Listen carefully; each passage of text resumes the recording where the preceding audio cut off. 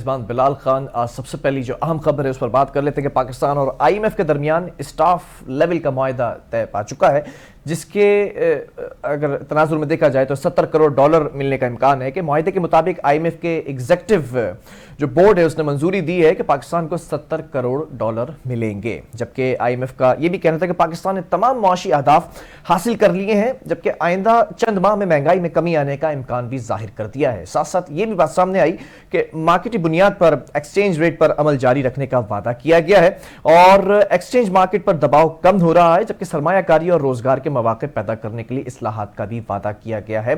जबकि आईएमएफ की जानिब से यह भी कहा गया कि मुश्किल हालात के अंदर पाकिस्तान साबित कदमी से जो अपने वादे हैं, जो मुआहदे हैं, उनको पूरा करने की तरफ गामजन है। तो ये डील तय पाई जा चुकी है। 70 करोड़ डॉलर आने का इम्कान जो था, जो शुबा था, वो टल चुका है। अब सवाल यहां पर यह पैदा होता है आज की मईशत के हवाले से। आज से कम बेश 3 माह के बाद इलेक्शन है 8 जनवरी 2024 को। अब इस इलेक्शन के अंदर कौन सी सियासी जमात बरसरे इख्तिदार आएगी ये तो 8 जनवरी को ही पता चलेगा, लेकिन किस सियासी जमात का मंशूर क्या है उस पर बात करना इंतहाई जरूरी है कि इस वक्त इलेक्शन का मकसद ये बताया जा रहा है कि इलेक्शन तो होने हैं, लेकिन सियासी जमात जो अपना नैरेटिव सामने रखती हैं उसका मकसद ये होता है कि अवाम को रिलीफ मिले और साथ साथ मुआशी सूरत हाल को बेहतर से बेहतर बनाया जाए। हमने पिछली हुकूमतों में भी देखा, अगर खान साहब की हुकूमत को देखा जाए तो बड़े दावे किए गए थे, 100 दिन का टारगेट रखा गया था। फिर उसके बाद हमने ये भी देखा कि बड़े बड़े पैकेजेस का ऐलान भी किया गया, लेकिन उसके बाद फिर हमने ये भी देखा कि वो तमाम वादे, वो तमाम दावे धरे के धरे रह गए। फिर पीटीएम हुकूमत आती है, महंगाई आसमानों को छू जाती है, पेट्रोल की कीमतें तारीखी अगर सतह पर देखा जाए तो बुलंद तरीन सतह पर थी, डॉलर को देखा जाए तो रिकॉर्ड तोड़ डॉलर जो है वो आसमान को छूता नजर आया। फिर अब ये जो इस वक्त निगरान हुकूमत है उसमें कहीं ना कहीं हम देखते हैं कि आवाम को पहली बार इन हुकूमतों के बाद एक रिलीफ मिला। पेट्रोल की कीमतों की अगर बात की जाए, फिर अगर डॉलर की की जाए, उसमें बड़ा किरदार था चीफ ऑफ आर्मी स्टाफ का, जिन्होंने ये स्मगलिंग के हवाले से रोकथाम शुरू की और फिर बिजनेस कम्युनिटी जो है उसको ऑन बोर्ड रखा और तमाम चीजों को दुरुस्तगी की तरफ लाने के लिए कोशिशें शुरू कर दी गई हैं। इस वक्त हमारे साथ जो हमारा पैनल है उसमें हमारे साथ एमक्यू पाकिस्तान से हैं मोहम्मद हुसैन साहब, आपका बहुत शुक्रिया। पाकिस्तान पीपल्स पार्टी से हैं डॉक्टर सुराब सरकी। डॉक्टर साहब आपका भी बहुत शुक्रिया। मैं जरा डॉक्टर साहब आपकी इजाजत से एमक्यू की तरफ बढ़ूंगा, क्योंकि एमक्यू की जो डेवलपमेंट है रोजाना की बुनियाद पर हम देख रहे हैं कि मजबूत और मुस्तहकम डेवलपमेंट होती जा रही है। मोहम्मद हुसैन साहब, मैं ये जानना चाहूंगा कि इस वक्त जो डेवलपमेंट आपकी सियासी जमात कर रही है, माजी के अंदर हमने देखा कि सुस्ती का शिकार थे वो फैसले, लेकिन अब फैसले प्री इलेक्शन ले लिए गए हैं। सवाल ये पैदा होता है कि अगर हुकूमत में आ जाते हैं तो मुआशी सूरत हाल को बेहतर बनाने के लिए एमक्यूएम के पास क्या प्लान है, क्योंकि एमक्यूएम वफाक का हिस्सा होती है, लेकिन फिर ये दावा किया जाता है और ये बात सामने रखी जाती है कि प्रोविंशियल सुवरेनिटी के बाद 18वीं तरमीम के बाद तमाम इख्तियारात तो सूबों के पास हैं। तो कराची के लिए आपकी एक सियासी नुमाइंदा जमात हमेशा से रहे हैं, कराची के लिए प्लान्स क्या रखे गए हैं?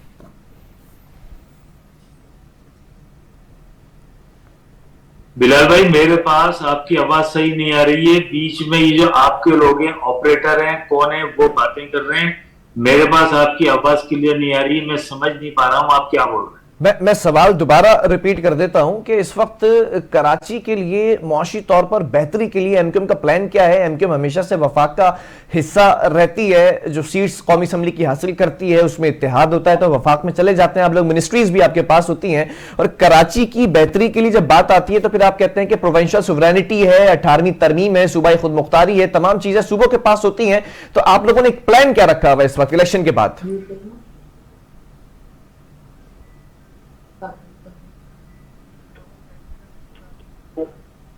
ठीक है, किसी टेक्निकल वजूहात की बिना पर हम जो है वो हुसैन साहब का कमेंट नहीं ले पा रहे हैं। डॉक्टर साहब से आगाज कर लेते हैं।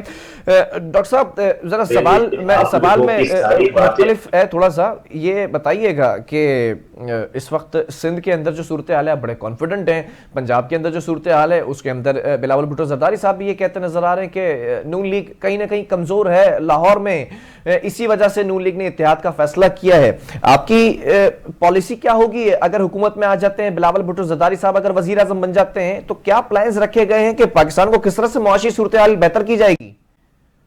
देखिए बिलाल भाई, बात यह है कि पाकिस्तान पीपल्स पार्टी जब भी हुकूमत में आई है तो पाकिस्तान पीपल्स पार्टी ने हमेशा पाकिस्तान की खिदमत की। आपको मालूम होगा जब पाकिस्तान पीपल्स पार्टी की हुकूमत आई 2008 में तो पूरी दुनिया के अंदर बहुत बड़ी रेसेशन हुई। इवन दुबई के अंदर ऐसी सूरत हाल थी कि लोग जो है अपनी गाड़ियां छोड़ के मुल्क छोड़ के दुबई दूसरे मुल्क में चले गए। लेकिन पाकिस्तान पीपल्स पार्टी की जो हिकमत अमली थी, मुल्क काफी बेहतर तरीके से चलाया गया और यहाँ पर पाकिस्तान में कोई ऐसी सूरत हाल पैदा नहीं हुई। तो एक मैच्योर पुरानी पार्टी है, उसमें बहुत सीनियर लोग हैं और जब भी पाकिस्तान पीपल्स पार्टी को मौका मिला है पाकिस्तान में हुकूमत करने का, तो पाकिस्तान पीपल्स पार्टी ने पाकिस्तान के लोगों की खिदमत की है। और जितने भी बड़े बड़े प्रोग्राम्स हैं, शहीद जुल्फिकार अली भुट्टो से लेकर मोहतरमा बेनज़ीर भुट्टो साहब से होते हुए इवन जरदारी साहब, बिलावल साहब तक आप देखें कि 2008 में जो हमने प्रोग्राम दिया बेनज़ीर इनकम सपोर्ट प्रोग्राम, उसमें बहुत सारी चीजें थी। उसके बाद जो भी हुकूमतें आई वो उसको कैंसिल नहीं कर पाई, उन्होंने नाम तब्दील करने की कोशिश की, लेकिन मजबूरन उनको वही प्रोग्राम चलाना पड़ा। और ये पार्टी गरीबों की पार्टी है और गरीब परवर पार्टी है और इसको नुकसान पहुंचाया गया, जानबूझकर एस्टेब्लिशमेंट ने इसको नुकसान पहुंचाया। मैं ये समझता हूँ इसको नुकसान पहुंचाने से यही हुआ कि फिर पीटीआई की तरफ कुछ लोग चले गए, खासतौर पर पंजाब में। लेकिन जिस तरह पीटीआई ने फिर 3.5 साल में पाकिस्तान का जो हशर नशर किया, कभी आप बात कर रहे थे इंट्रो में, तो फिर ये पीपल्स पार्टी और नून लीग वाले मिलकर उन्होंने आकर 16 माह में जो सख्त फैसले किए। आपको तो पता है जब फैसले होते हैं उनका इतना जल्दी इम्पैक्ट नहीं आता है, उसमें टाइम लगता है। तो ये एक IMF के साथ जो मायदे हुए और अभी जो ये सूरत हाल यहाँ तक पहुंची है, ये जो केयर टेकर से पहले गवर्नमेंट थी हमारी कोलिशन, मैं समझता हूँ उसके ये नतीजे हैं। और इवन जो है ये जनरल आसिम मुनीर जो हमारे चीफ ऑफ आर्मी स्टाफ हैं, ये भी जबरदस्त फैसला हुआ और ये भी हमारे लेकिन डॉक्टर साहब ये तमाम चीजें ठीक है, ये नैरेटिव आपका दुरुस्त, आर्मी स्टाफ जो 70 साल आ रहे हैं, ये जो फैसले कर रहे हैं ये अच्छे फैसले कर रहे हैं। डॉक्टर साहब ये आपका नैरेटिव दुरुस्त हो सकता है, लेकिन अगर मियां साहब की बात की जाए, नवाज शरीफ साहब की बात की जाए, तो उन्होंने जो अभी रिसेंटली बातें की हैं, अगर 90 की दिहाई का तस्करा कर ले तो उन्होंने कहा कि हमने कारोबार को रिवायती दायरों से आज़ादी दिलाई और हम तरक्की की राह पर गामजन थे। फिर उसके बाद ये भी कहा कि 90 की दिहाई के अंदर हमारी जो पॉलिसीज थी वो तरक्की जो है वो उसमें तरक्की की रफ्तार तेज थी और जारी थी।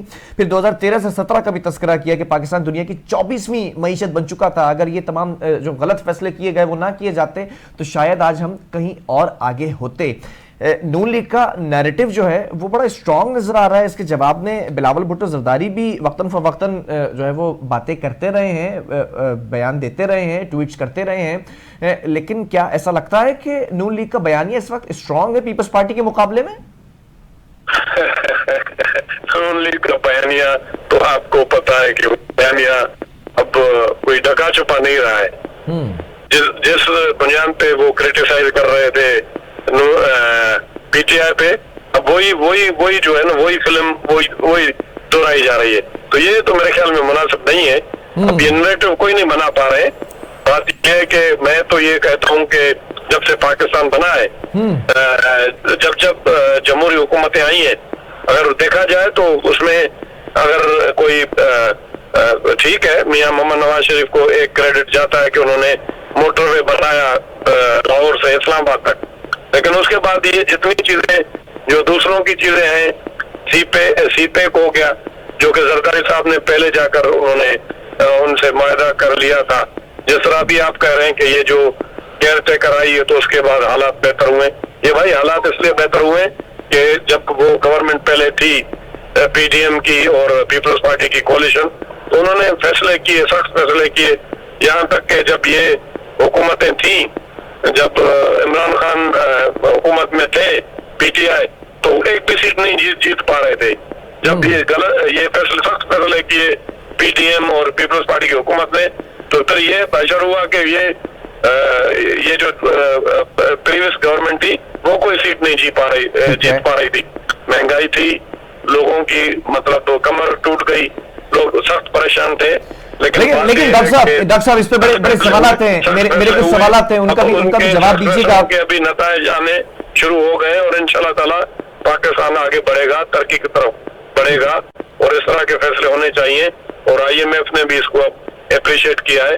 और इसी दौरान हम ऐसा कुछ सवालात हैं खासतौर पे सिंध के हवाले से और कराची के हवाले से, वो भी हम निकल आए तो अल्हम्दुलिल्लाह हम आगे बढ़ रहे हैं।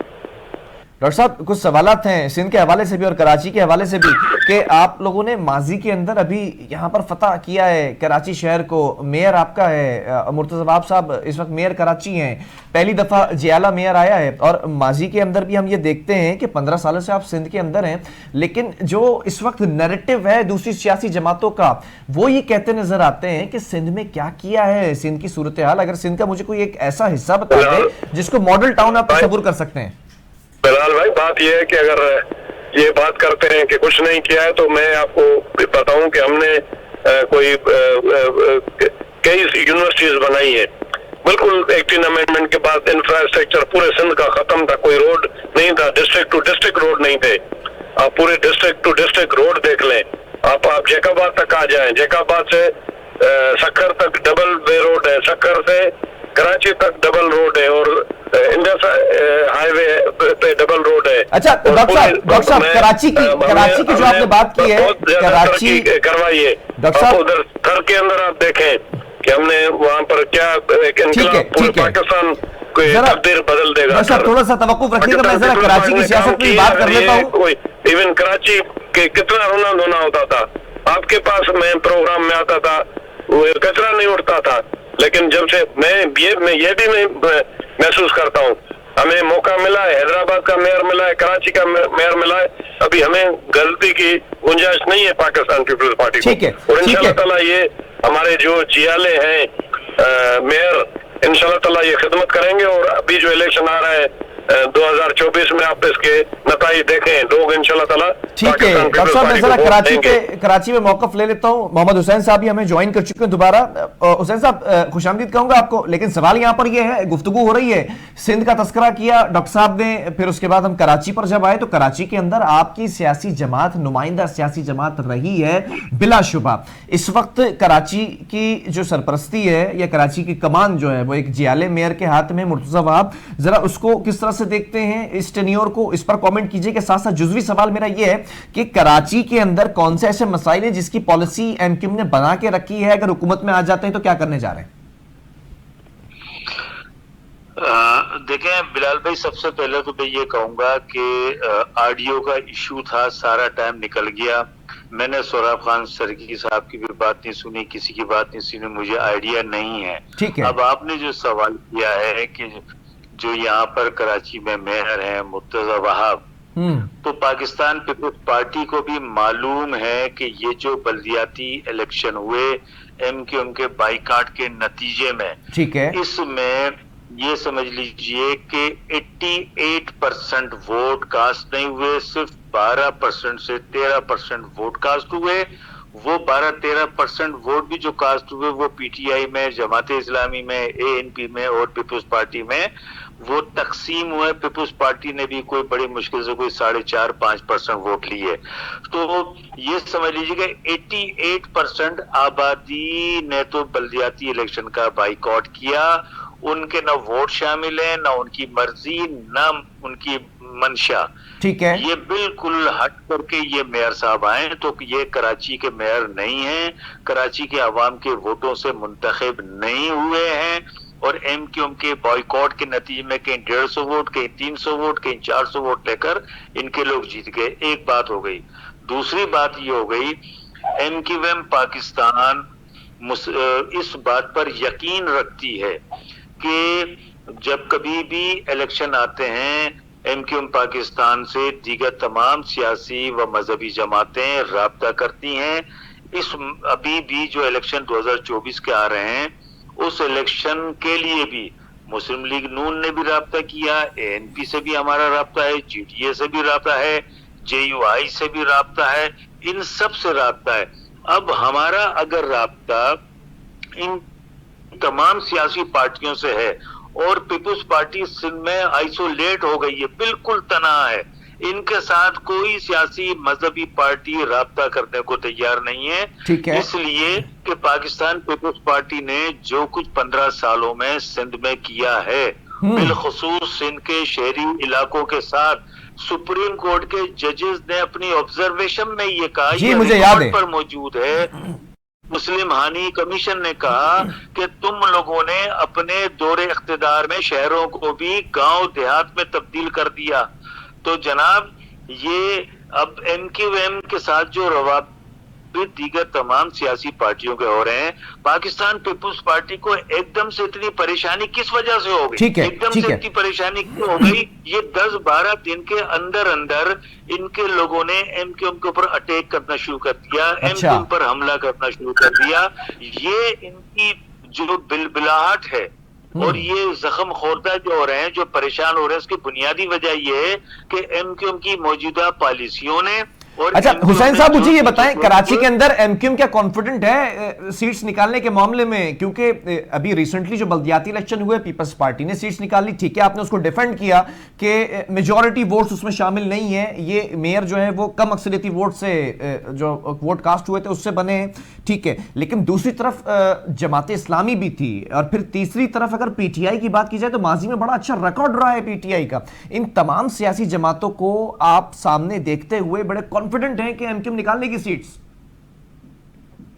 देखें, बिल्कुल वी आर कॉन्फिडेंट, ठीक है, एंड हमें अपनी अवाम के ऊपर पूरा भरोसा है। इंशाअल्लाह ताला जब ये इलेक्शन होंगे, अभी देखें इस वक्त कोई इलेक्शन की गहमा गहमी नहीं है, कोई इलेक्शन की एक्टिविटी नहीं है, लेकिन उसके बावजूद एमक्यूएम पाकिस्तान की एक्टिविटीज जारी हैं। हमने मलीर में जलसा किया, हमने औरंगी टाउन में जलसा किया, हमने लियाकताबाद में जलसा किया, हमने हैदराबाद में जलसा किया, मुख्तलिफ एहतजाजी मुजाहरे भी किए, और फिर इतनी बड़ी रैली हमने फलस्तीन की आजादी के लिए, फलस्तीनियों के साथ इज़हार यकजहती के लिए लाखों की रैली निकाली। ये सब अवाम का हमारे ऊपर एतमाद है, और यही वजह है कि हम कॉन्फिडेंट हैं। हमारे जो इलेक्शन के दफातर हैं वो सारे खुल रहे हैं, कॉर्नर मीटिंग्स के चल रही हैं, राब्ते हैं, रोजाना कहीं ना कहीं हमारे प्रोग्राम हो रहे हैं। बाकी दीगर आप तमाम सियासी पार्टियां देख लें, किसी की कोई एक्टिविटी नहीं है। ये हिम्मत, ये जुर्रत एमक्यूएम पाकिस्तान ने ये पैदा की है कि पूरे मुल्क के अंदर जमूत तारी है, और एमक्यूएम ने पूरी ये एक्टिविटी शुरू की है अवाम के अवाम के भरोसे पर। और इंशाअल्लाह ताला जब अभी इलेक्शन आएंगे, एमक्यूएम ने जो कार्य अंजाम दिए हैं अभी, चाहे वो बल्दियाती इलेक्शन का बाइकआउट हो, हमें ये सेंसस का इशू जिसमें हमने 70-75 लाख की आबादी बाजियाब कराई, इसी तरीके से हम सुप्रीम कोर्ट में गए, आर्टिकल 140A के लिए गए, और पानी के लिए, बिजली के लिए जो हमारे एहतजाज हैं, जिस तरीके से हम अवाम के साथ खड़े रहे हैं, इंशाअल्लाह ताला आप देखेंगे। और ये जो हमारी अवाम के साथ, अवाम की जो हमारे साथ जो इस वक्त लगन है, मोहब्बत है, चाहत है, और जो उनका कॉन्फिडेंस है, उसी को देखकर तो पाकिस्तान पीपुल्स पार्टी परेशान हो रही है। चले मैं पूछ लेता हूँ डॉक्टर साहब, जी डॉक्टर साहब, हुसैन साहब ने कहा कि एमक्यूएम का मौकफ ये है कि पीपल्स पार्टी इस वक्त परेशान हो रही है, ये बौखलाहट किस चीज की है, ये अटैक्स क्यों किए जा रहे हैं? पीपल्स पार्टी तो अभी रिसेंटली जीती है, मेयर बनाया है कराची के अंदर, तो पीपल्स पार्टी के कॉन्फिडेंट नहीं है? या फिर दूसरा अगर सवाल का रुख मेरा आप सुनना पसंद करें तो इस पर भी जवाब दीजिएगा कि क्या ऐसा लगता है पीपल्स पार्टी को कि सूबे के अंदर ही कहीं किसी न किसी सियासी जमात से आपको इत्तेहाद ना करना पड़ जाए, क्योंकि सामने बड़ा तगड़ा इत्तेहाद खड़ा हो रहा है? देखिए बिलाल भाई, पहली बात यह है कि मोहम्मद हुसैन भाई ने यह कहा कि ये जो है अकलियती मेयर हैं। पाकिस्तान और पाकिस्तान के आइन के मुताबिक, कानून के मुताबिक जो राइज है इस मुल्क के अंदर, उसके मुताबिक वो मेयर है, नहीं तो वो मेयर नहीं होते। अब ये जमात इस्लामी की तरह ये कह देना कि मेयर नहीं है, या किसी को वजीर आजम या प्राइम मिनिस्टर, चीफ मिनिस्टर किसी के न मानने से कोई फर्क नहीं पड़ता है। अच्छा, मेयर हैं, इंशाअल्लाह ताला खिदमत कर रहे हैं, और पाकिस्तान के आइन के मुताबिक और सिंध में जो एक पास है उसके मुताबिक मेयर हैं, और कोई चीख पुकार नहीं है, खिदमत कर रहे हैं दिन रात, वो आपके सामने नजर आ रही है। और इंशाल्लाह इसी कारकर्दगी की बुनियाद पर हम आगे बढ़ रहे हैं। एक तो ये बात मोहम्मद हुसैन भाई के ठीक है, काउंटर कमेंट हो गया। मेरा सवाल ये है कि क्या ऐसा लगता है कि आपके खिलाफ जो इत्तेहाद खड़ा हो रहा है उसमें कहीं आपको सूबे में इत्तेहाद न करना पड़ जाए किसी सियासी जमात से? उसके मुकाबले में जो है वो दूसरी पार्टियां इकट्ठी होती हैं। इंशाल्लाह ताला पाकिस्तान पीपल्स पार्टी सिंध के हवाले से मैं आपको बताऊं इतनी मजबूत है, इसलिए तो ये इकट्ठे हो रहे हैं ताकि हमारा मुकाबला करें। लेकिन ये सब इकट्ठे होंगे इंशाल्लाह ताला इनको इबरतनाक शिकस्त मिलेगी, कोई इनको वजीराई नहीं मिलेगी। ठीक है, हमने खिदमत की है, अब हमें अल्हम्दुलिल्लाह कराची, हैदराबाद, मीरपुर खास और नवाबशाह, शहीद बेनजीराबाद और लाड़काना, सखर, हर जगह हमारे मेयर हैं, पूरा इंफ्रास्ट्रक्चर है। चले ठीक है, मैं जरा एमक्यूएम का मौका भी इस पर ले लेता हूं। हुसैन साहब, जरा जानना चाहूंगा कि पीपल्स पार्टी का नैरेटिव तो ये सामने आ रहा है और अवाम में भी जा रही है पीपल्स पार्टी। ये नैरेटिव अगर सच हो गया और पीपल्स पार्टी हुकूमत में आ जाती है, सूबे में हुकूमत बना लेती है, तो फिर एमक्यूएम का मुस्तकबिल क्या होगा, खासतौर पर कराची के अंदर? या फिर ये जो इत्तेहाद हो रहा है, एमक्यूएम को इत्तेहाद की जरूरत पेश क्यों आई है? देखिए, बात यह है कि जितनी भी हम ख्याल जमातें होती हैं वो आपस में इत्तेहाद करती हैं, सीट एडजस्टमेंट करती हैं। यहाँ सिंध में जितनी भी सियासी पार्टियां बशमूल मुस्लिम लीग नून, मुस्लिम लीग काफ, GDA, ANP, सारी जो जमातें हैं ये सब इस बात पर मुत्तफिक हैं कि पाकिस्तान पीपुल्स पार्टी जब भी इख्तियार में आई, शहरी इलाकों के अवाम खौफजदा हो गए, उन्होंने अपने आप को इनसिक्योर किया। जब भी पाकिस्तान इस 15 सालों में इन्होंने क्या दिया, ये सोहब खान सिरकी साहब यहाँ पे मौजूद हैं, जरा ये बताएं कि क्या कराची में एक बूंद पानी में भी इजाफा किया? K4 K3 का जो मंसूबा था 2007 में जब मैं बल्दियात का मिनिस्टर था, हमने उस वक्त ये इसकी मंजूर करवाई थी। 2007 के बाद आज 2023 है, 16 साल हो गए। इन 16 सालों में ट्रांसपोर्ट की हालत आपके सामने है, रोडों की हालत आपके सामने है, इंफ्रास्ट्रक्चर की हालत आपके सामने है, इसी तरीके से तो ये जो सारी सूरत हाल है, लोग इस वजह से इनसे मुतनफर हो रहे हैं, दूर हो रहे हैं, और वो सियासी पार्टियां वो आपस में इसी वजह से इत्तेहाद कर रही हैं। इन सब ने ये आपस में तहिया किया है कि कुछ भी करना पड़े। ठीक है हुसैन साहब, आपकी इस बात को सामने रख लेते हैं। पार्टी को हुकूमत में नहीं आने देना है, आपकी इस बात हमारी चलना कामयाब की होगी। और जो आपने दूसरा सवाल किया कि अगर सिंध में पीपल्स पार्टी की हुकूमत आ जाती है तो हम क्या करेंगे, फिर हम अपोजिशन में बैठेंगे, अपोजिशन में बैठकर अपोजिशन का भरपूर किरदार अदा करेंगे। पीपल्स पार्टी की हुकूमत को जिस तरीके से हम इनकी तर्ज हुक्मरानी है, करप्शन, लूटमार, चोरी चकारी, अकरबा परवरी, गुंडागर्दी, जिस तरीके से इसको हम एक्सपोज करते रहे हैं, इंशाल्लाह ताला आगे भी हम इनकी सारी ऐसी एक्टिविटीज को एक्सपोज करेंगे। हुसैन साहब, ऐसा लगता है कि एमक्यूएम ने बड़ी वाज़ेह पॉलिसी बनाई हुई है, बड़ा वाज़ेह जो है वो मैनिफेस्टो है आपकी सियासी जमात का इंजमाम के बाद। लेकिन सवाल यहाँ पर ये पैदा होता है कि आपने अपने अभी एक जुमला अदा किया कि जो हम ख्याल जमाते हैं हम उनके साथ होते हैं और फिर उनका और हमारा ख्याल एक होता है। सवाल मेरा यहाँ पर यह है कि हम ख्याल दो हरीफ जो जमातें थी, PTI और नून लीग, आप PTI के साथ भी बैठे, वो भी आपके हम ख्याल थे, और नून लीग भी आपके हम ख्याल है। ऐसा कैसे हो सकता है कि कराची की हालत सुधर नहीं रही है लेकिन आप जिसके साथ बैठते हैं वो आपका हम ख्याल है? नहीं, ऐसी बात नहीं है। हम ख्याल कहने का मेरा बुनियादी मकसद ये था कि इस वक्त वो सियासी पार्टियां जो इस बात पर मुत्तफिक हैं कि पाकिस्तान पीपुल्स पार्टी अगर इक्तिदार में आती है तो सिंध मजीद तबाह बर्बाद होगा, इस 1 पॉइंट एजेंडे के ऊपर तमाम सियासी पार्टियां मुत्तफिक हैं कि पाकिस्तान पीपुल्स पार्टी का रास्ता रोका जाएगा इक्तिदार में आने का।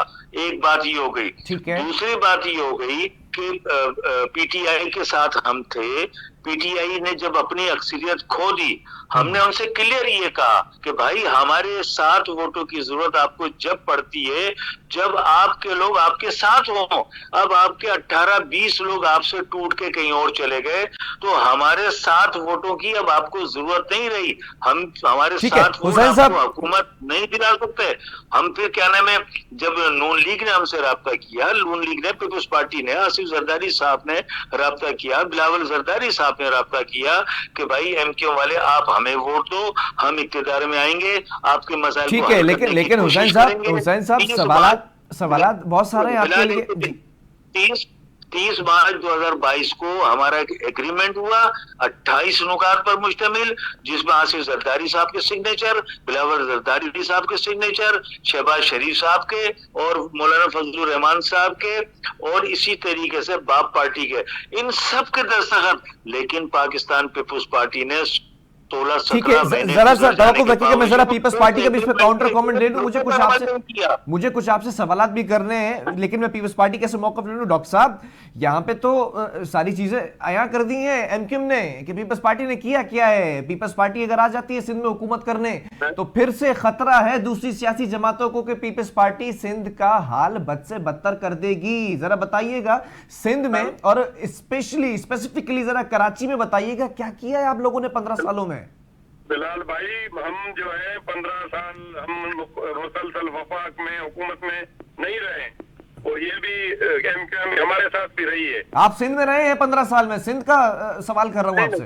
मैं वही मैं आपको बता रहा हूँ, ये बरीउल जमा अपने आप को बिल्कुल नहीं कर सकते हैं क्योंकि कैफ और मंसूबे के लिए बहुत ज्यादा रकम चाहिए, उसमें मरकज की मदद की जरूरत होती है। दूसरा ये है कि हमने सूबे के अंदर काम किया है और हमने यहाँ पर बहुत सारा कराची में भी। भाई तो मुझे ये बताएं ना, सिंध का 1500 अरब रुपए का बजट कहाँ लगता रहा, कराची के लिए क्या किया गया? और जो है और यही वजह है कि पहले पाकिस्तान पीपल्स पार्टी को कराची में पजीराई नहीं मिलती थी। अब पाकिस्तान पीपल्स पार्टी आस्ता आस्ता सीटें जीतती आ रही है। पाकिस्तान पीपल्स पार्टी ने कराची में ऐसा क्या किया कि पजीराई मिलने लगी? जमहूरियत इख्तियार की है। और दूसरा ये है कि ये अभी मोहम्मद हुसैन भाई ने कहा कि ये पहले तो पता नहीं 3-4 पार्टियां थी मिलके अब ये जलसी खेल रहे हैं। बाकी अदरवाइज जो है इनकी जो है वो पजीराई नहीं है जो ये समझते हैं। जो पहले एमक्यूएम थी वो आपको भी पता है कि किसकी वजह से थी।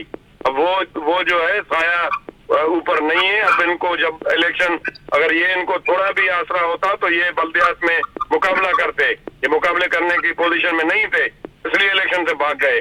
अभी आप 2024 में भी देखेंगे इन्होंने सब ने अपने आप को आजमाया, इलेक्शन लड़ा, एमक्यूएम ने लड़ा।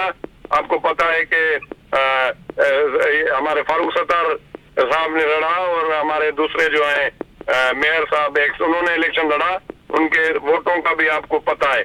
और ये इनकी जो पोजीशन है वो आपके सामने, ये अभी दूर नहीं है इलेक्शन। जब इलेक्शन आएंगे 2024 में पूरे सिंध के अंदर ये शहरी इलाकों की बात करते हैं। अब वो जमाना चला गया, ये जो कहा जाता था कि ये लसानी है, ये है, वो है। अभी आप देखें हमारे 3-4 उर्दू स्पीकिंग हमारे पीपल्स पार्टी के मेयर हैं। मीरपुर खास में हमारा उर्दू स्पीकिंग मेयर है, कराची में है हमारा, अखर में हमारा उर्दू स्पीकिंग मेयर है, मैं इवन शहीद बेनजीराबाद में। तो ये तो अब वो जो पुराना जो एक डिवाइड एंड रूल वाला जो सिलसिला था वो अब खत्म हो गया। अब कारकर्दगी। ठीक है डॉक्टर साहब, थोड़ा सा तवक्कुफ रखिएगा। हुसैन साहब, सवाल यहाँ पर यह है, कराची के लिए एमक्यूएम ने क्या किया? एमक्यूएम हर दौर के अंदर हुकूमत का हिस्सा रही, कभी सूबाई हिस्सा रही इत्तेहाद में, कभी वफाक के अंदर इत्तेहाद में रही। और सईद गनी साहब ने भी कहा कि अगर मरात नहीं मिलती है एमक्यूएम को तो एमक्यूएम तो फिर इलेक्शन में इत्तेहाद करने का तसव्वुर ही नहीं रखती है। मरात मिलती रही, मिनिस्ट्रीज मिलती रही, कराची के लिए फंड्स अनाउंस होते रहे, लेकिन ये कसूरवार फिर एमक्यूएम दूसरी सियासी जमातों को क्यों ठहराती है कि प्रोविंशियल सोवरेनिटी थी, सूबाई खुद मुख्तारी थी, इसलिए इत्तेहाद जो है वो फेल हो गया, या वफाक के अंदर जो है वो गैर मकबूल हो गई सियासी जमात तो इसलिए इत्तेहाद फेल हो गया? कसूरवार दूसरा क्यों है? मिनिस्ट्रीज आपके पास क्यों है? देखिए बात ये बिलाल, सिंध में पाकिस्तान पीपुल्स पार्टी की 15 सालों से हुकूमत है। इन 15 सालों में पाकिस्तान पीपुल्स पार्टी को वफाक से 10,000 अरब रुपए मिले हैं। फिर हर साल, इस साल भी 400 अरब रुपए कराची ने टैक्स दिया है। अब उसके एवज कराची को वफाक से 30 अरब भी हर साल नहीं मिलते हैं। सिंध के जो 400 अरब रुपए हम देते हैं, इसमें बड़ी मुश्किल से 20-25 अरब ये शहर को देते हों। आप अंदाजा लगाइए कि इंडिया में बॉम्बे है, मुंबई का जो डेवलपमेंट बजट है 1200 अरब रुपए है, और ये कराची शहर जो मुंबई के बराबर है, जो मसाइलिस्तान बना हुआ है, इसकी बुनियादी वजह ये है कि इसे 30, 40, 50 अरब 60 अरब रुपए साल के सिर्फ मिलते हैं। आपने बड़े बड़े बड़े फंड्स की बात की है। आपको याद होगा पीटीआई के दौर में 1100 अरब रुपए के फंड्स की बात की गई थी कराची के लिए, जिसमें एक हिस्सा सिंध हुकूमत ने देना था, एक हिस्सा वफाक ने देना था। इस वक्त जो इत्तेहाद किया गया है प्री इलेक्शन अलायंस है नून लीग के साथ, उसमें किसी बड़े फंड की बात की गई है कि अगर ये वफाक में आ जाती है जमा कराची के लिए कोई फंड मुख्तस कराया जाएगा एमक्यूएम की जानिब से? देखिए, हम इस नतीजे पे बिलाल भाई पहुंचे हैं कि अब आइंदा जिसकी भी वफाक में हुकूमत बनेगी जी, हम वफाकी हुकूमत से ना तो वजारतों की बात करेंगे, अच्छा, ना किसी किस्म की मुशीर लेंगे, ठीक है, और ना कोई किस्म के मसाइल की बात करेंगे। ये आप ब्रेकिंग न्यूज दे रहे हैं कि अगर हुकूमत बन जाती है तो आप अगर कितनी भी सीट्स लेकर बैठेंगे कौमी असम्बली की, लेकिन मिनिस्ट्रीज नहीं होंगी आपके पास, मुशावरत नहीं होगी। हमारा ये अहद है कि हम कॉन्स्टिट्यूशनल अमेंडमेंट के जरिए अपने शहर का मुकदमा लड़ेंगे।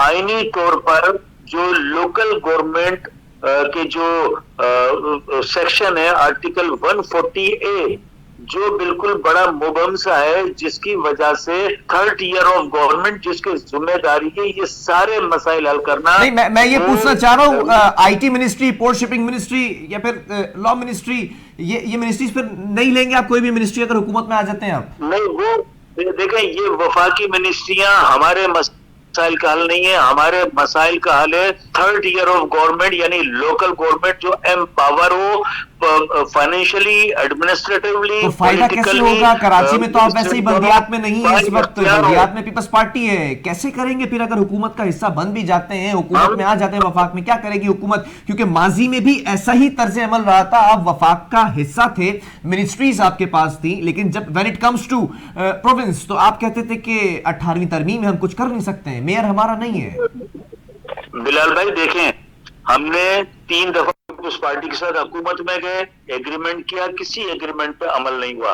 3 दफा हम नून लीग के साथ गए, किसी एग्रीमेंट पे अमल नहीं हुआ। एक मरतबा हम पीटीआई के साथ गए, कोई एग्रीमेंट पे अमल नहीं हुआ। तो अब हम ये एग्रीमेंट खेलना छोड़ेंगे, यानी हुसैन साहब, आज इस प्रोग्राम में लोग आपको सुन रहे हैं, आपके वोटर्स भी आपको देख रहे होंगे, सुन रहे होंगे, तो फिर एक्सेप्ट कर लेना जो माजी के फेलियर्स थे वो एमक्यूएम की झोली में डाल दें। आप मेरी बात सुने, आप पहले मेरी पूरी बात सुने ताकि मेरा पूरा मैसेज पब्लिक को जाए।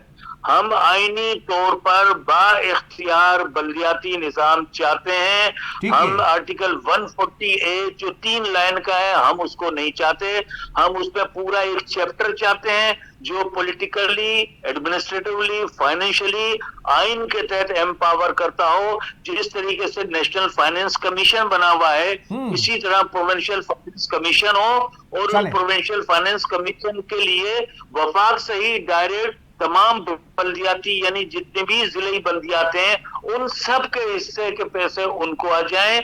वो नालियां भी बनाए, सड़कें भी बनाए, स्कूल भी बनाए, अस्पताल भी बनाए, सारे काम वो करवाएं। मैं डॉक्टर साहब से भी कमेंट लूंगा। मैं आपसे एक आखिरी सवाल यहाँ पे कर रहा हूँ, तलबा नहीं रहेगा। ठीक है हुसैन साहब, मैं डॉक्टर साहब की तरफ भी बढ़ूंगा, इस पर आपका उनका काउंटर कमेंट भी लूंगा। मैं आखिरी सवाल आपसे यहाँ पर करना चाह रहा हूँ कि जो माजी के अंदर एमक्यूएम का एक तर्ज अमल था कि कराची के अंदर तरक्की होती रही, फिर उसके बाद हमने देखा कि कराची में अब तक तरक्की तो ऐसी कुछ खातिर ख्वाह नहीं हो सकी, लेकिन एमक्यूएम सूबाई हुकूमत हो या फिर वफाकी हुकूमत हो, उसका हिस्सा जरूर रही है। बल्दियाती जो हुक्मरानी है वो एमक्यूएम के पास भी रही है। तो ये जो अगर कराची की सूरत हाल है उसमें एमक्यूएम भी तो बराबर की कसूरवार है ना?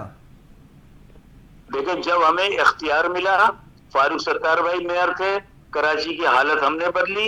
जब मुस्तफा कमाल भाई नाजिम थे, मैं खुद मिनिस्टर था, ये कराची तेजी से तरक्की करता हुआ शहर कहलाया, दुनिया का दूसरा तेज तरीन तरक्की करता हुआ शहर कहलाया। हमारे पास जब इख्तियार मिले तो हमने वो करके दिखाया, जो पूरे पाकिस्तान ने उसको देखा।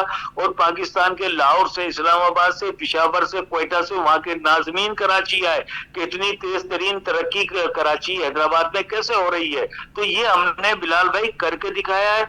हम यही चाहते हैं कि देखें, असल काम जो गली मोहल्लों का, सड़कों का, लाइब्रेरियों का, पार्क्स बनाने का, स्कूल, अस्पताल, ये सारी पूरी दुनिया में जिम्मेदारी होती है बल्दियाती इदारों की। लेकिन बल्दियाती इदारे इस वक्त देखें, इस वक्त वजीर आजम सारे इख्तियार उनके पास, चारों सूबों के चारों वज़राए आला सारे इख्तियारात उनके पास। इख्तियारात अगर नहीं होते हैं तो मेयर के पास नहीं होते हैं, डिस्ट्रिक्ट चेयरमैन के पास नहीं होते हैं। वो बेचारा सिंध हुकूमत की तरफ देखता है, पैसों के लिए भी, ट्रांसफर पोस्टिंग के लिए भी, प्रमोशन के लिए भी, अपॉइंटमेंट के लिए भी। वो सारी की सारी जो गलबा इख्तियार है वो सूबाई हुकूमत के पास है, वो भी एक वजीर आला के पास। 18वीं तरमीम जब की गई थी बिलाल भाई, उस वक्त ये यकीन दहानी करवाई गई थी कि वफाक से जितने इख्तियार ट्रांसफर होंगे सूबों को, वो सारे इख्तियार नीचे बल्दियात को, यानी डिस्ट्रिक्ट काउंसिल्स को, लोकल गवर्नमेंट को ट्रांसफर हो जाएंगे। सिंध हुकूमत ने एक इख्तियार नीचे डिवॉल्व नहीं किया। चले मैं पूछ लेता हूँ इदारे तबाह हो गए, शहर और देहात भी तबाह हो गए। ठीक है डॉक्टर साहब, आप गुफ्तगू सुन रहे होंगे हुसैन साहब की। एमक्यूएम का मौक़िफ़ जो है वो सामने आ चुका है। बल्दियाती इख्तियारात की बात कर रहे हैं। साबिक मेयर कराची वसीम अख्तर भी इसका 4 साल ये तस्करा करते रहे कि इख्तियारात ना होने के बराबर हैं। ओजेटी की मद में फंड्स तो दिए जाते थे जिनसे तनख्वाहें और पेंशन तो अदा होती थी। नालों की सफाई के लिए बड़े थोड़े से पैसे रखे जाते थे, या फिर कराची की सड़कें हों, कराची के अंडरपासेस हों, ब्रिजेज हों, कराची के नाले हों। ये एक बड़ा मसला है। कराची की ट्रांसपोर्ट हो, कराची के पानी चोरी का मसला हो, कराची के अंदर जितने भी मसाइल हैं वो मसाइलिस्तान बनता चला जा रहा है। एक दौर में तो कराची कचराची भी रहा है वसीम अख्तर के दौर में। उसमें भी ये कहा जाता रहा कि ये मसाइल, बल्दियात की जो मिनिस्ट्री है वो पीपल्स पार्टी के पास है, बल्दियात के जो इख्तियारात हैं वो पीपल्स पार्टी के पास है। इख्तियारात की जंग है, तो इख्तियारात को ट्रांसफर क्यों नहीं किया जाता निचली सतह पर पीपल्स पार्टी की जानिब से खास तौर पर? बिलाल भाई, पहली बात तो ये है कि जिस तरह हुसैन भाई ने ये कहा कि वो पता नहीं कितनी पार्टियां, नून लीग को गिनाया, पीपल्स पार्टी को, काफ लीग को, मुशर्रफ को, पीटीआई को, सब तो गलत नहीं हो सकती। उन्होंने यही कहा कि सबके साथ मायदे किए। कोई ऐसी पार्टी नहीं है जिसके साथ ये एमक्यूएम नहीं रही। चले उसको अब छोड़ दें। अब वो इतनी सबकी सब तो गलत नहीं हो सकती। और ये इस तरह के अगर मायदे जो कि एप्लीकेबल नहीं हो और ये सिर्फ लोगों को अट्रैक्ट करने के लिए, इलेक्शन के लिए इस तरह के अगर वायदे करें जो कि एप्लीकेबल नहीं हो, तो मेरे ख्याल में ये सियासी तौर पे ये अच्छी बात नहीं है और ये इमेच्योर पॉलिटिक्स है। एक तो ये बात। बाकी दूसरी बात ये है कि हम तो चाहते हैं कि बल्दियात को मजबूत किया जाए, और ये सारा जो भी मतलब इस तरह की बातें की जाती हैं बिल्कुल गलत की जाती हैं। इस तरह कैसे हो सकता है कि प्रोविंशियल फाइनेंस कमीशन नहीं दिया जाता है? बिल्कुल दिया जाता है। इस पे बहस हुई है असेंबली के अंदर। मैं 93 से इलेक्ट होता हुआ आ रहा हूँ, मेरे साथ मोहम्मद हुसैन भाई मुतवातर ये होते हुए आ रहे हैं, मिनिस्टर भी हम एक साथ रहे हैं। बात यह है कि ये सिर्फ जो है ये बातों की हद तक तो ये बात अच्छी लगती है, बाकी जो है प्रैक्टिकली इसमें कोई सदाकत नहीं है। अभी ये हमारे पीपल्स पार्टी के मेयर हैं, पीपल्स पार्टी का अभी चीफ मिनिस्टर भी नहीं है। अभी किस तरह निजाम चल रहा है कराची का? बिल्कुल मैं मानता हूँ जेन्युइन मसला ये कि हमारे पास सूबे के आबादी के हिसाब से हमारे पास जो फंड्स आते हैं वो इतने फंड्स नहीं होते हैं कि इतने बड़े शहर को फंड्स दिए जाएं। कराची पूरे पाकिस्तान को पाल रहा है और वफाक को एक्स्ट्रा फंड जो वफाक के जो पूरे पाकिस्तान के लिए होते हैं वो वहां पर। नहीं तो सराब साहब ये 1 साल की या 2 साल की बात तो नहीं है ना, ये 15 सालों की बात है कराची के लिए अंदर जो के वफाक से आने चाहिए, क्योंकि कराची पूरे पाकिस्तान को पाल रहा है तो कराची की किस्मत बदल सकती है। ठीक है, लाहौर में फंड्स जाते हैं, वो वफाक के फंड्स जाते हैं, इसलिए लाहौर में ज्यादा आपको तरक्की नजर आती है। यहाँ पर तो मतलब सूबे को पूरे सूबे को भी चलाना होता है, तनख्वाहें भी देनी होती हैं, और हमारी आबादी के हिसाब से जो हमारे पास फंड्स आते हैं ये कैसे पॉसिबल है कि? ठीक है सराब साहब, आपका भी मौका आ गया। मुमकिन ही नहीं है। एवरेज के हिसाब से, पूरे एवरेज के हिसाब से, शहर के लिए जाते हैं। ठीक है, चलें, बहुत शुक्रिया डॉक्टर शराफ साहब, आपका मौकफ आ गया, पीपल्स पार्टी का मौकफ। ये हकीकत है उसमें, बाकी इस तरह कह देना कि यहाँ पर फंड्स नहीं मिलते हैं और ये है, उससे कोई मसला हल नहीं होगा। मसला तभी हल होगा कि हम मिल के जो भी यहाँ के सिंध के स्टेक होल्डर है मरकज से कराची का सही हक लें। बहुत शुक्रिया। डॉक्टर सराफ सरकी भी हमारे साथ मौजूद थे, एमक्यूएम पाकिस्तान से मोहम्मद हुसैन साहब भी हमारे साथ मौजूद थे। आप दोनों मौजूद मेहमानों का शुक्रिया। नाज़रीन, इस वक्त एक छोटा सा आप लोगों के लिए पैगाम है जो इस वक्त मुझे देख रहे हैं और मुझे सुन रहे हैं, और जहाँ जहाँ ये जो है वो क्लिप जाता रहेगा और देखते रहेंगे लोग, 8 फरवरी 2024 को इलेक्शंस की डेट जो है वो आ चुकी है। आपने अपना जो वोट कास्ट करना है ना, उससे पहले 15 साला हुकूमत का ज़रा बखूबी गौर से तज्जिया करना है कि अगर एमक्यूएम की बात आती है, अगर पीपल्स पार्टी की बात आती है, अगर नून लीग की बात आती है, अगर पाकिस्तान तहरीक इंसाफ की बात आती है, अगर जो है वो कराची से अगर बात कर ले तो जमात इस्लामी की बात आती है, या फिर जितनी पीपल्स पार्टी या सूबे के अंदर और फिर नून लीग, ये बड़ी जमातें इनकी बात अगर कर लें, तो इन तमाम सियासी जमातों का आपने इंटरेस्ट देखना है कि 15 सालों में किसका इंटरेस्ट किस शहर के अंदर, किस सूबे के अंदर ज़्यादा रहा है और कौन कौन से तरक्याती काम किए हैं। अगर आपको तरक्याती काम नज़र आते हैं मौरूसी सियासत के अलावा तो आप ज़रूर वोट कास्ट करें, और अगर नहीं नज़र आते तो आपने खुद एहतसाब करना है।